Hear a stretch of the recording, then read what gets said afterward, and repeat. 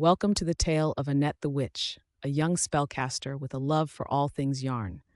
But as every witch knows, magic is a craft of precision, and sometimes even the smallest mistake can unravel into chaos.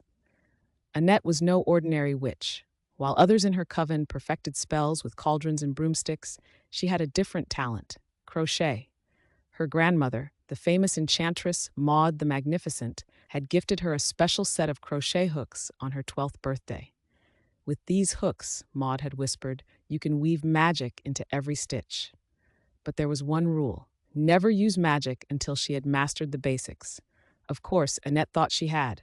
After all, she had crocheted scarves, blankets, and even a sweater for her cat Whiskers. How much harder could a simple spell be?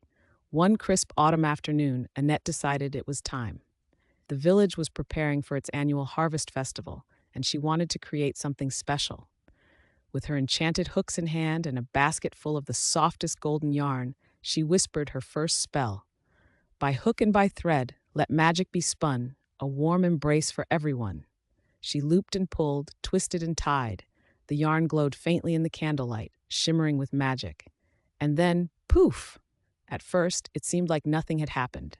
Annette looked around, puzzled, but then her chair wobbled. The table shook, and from outside came a startled shriek.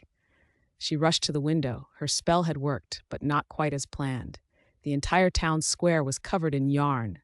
Stalls were wrapped in giant granny squares, lampposts were wearing striped leg warmers, and the statue of Mayor Belford had been completely cocooned in a massive crocheted blanket. The townspeople, they were stuck, wrapped in cozy, oversized scarves and mittens that moved on their own. "Annette!" gasped Granny Maud, appearing in a swirl of green smoke. "What have you done?" Annette gulped. "I just wanted to make something warm for the festival." Maud sighed, suppressing a chuckle.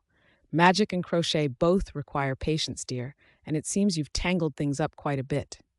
Together, they worked to reverse the spell. Annette carefully unwound each thread, whispering an undoing charm as Granny Maud guided her. Slowly, the town returned to normal, except for the statue of Mayor Belford, which still had a stylish knitted cap on its head. When all was said and done, Annette learned a valuable lesson. Magic, like crochet, takes practice.